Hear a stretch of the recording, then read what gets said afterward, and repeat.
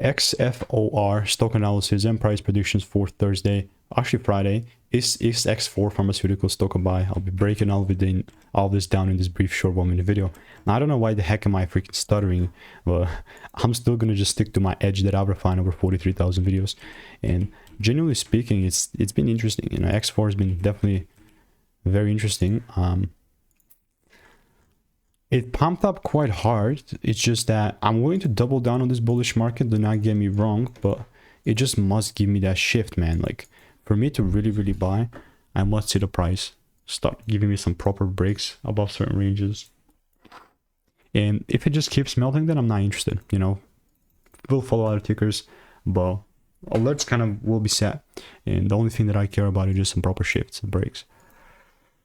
Other than that, I'll keep you updated.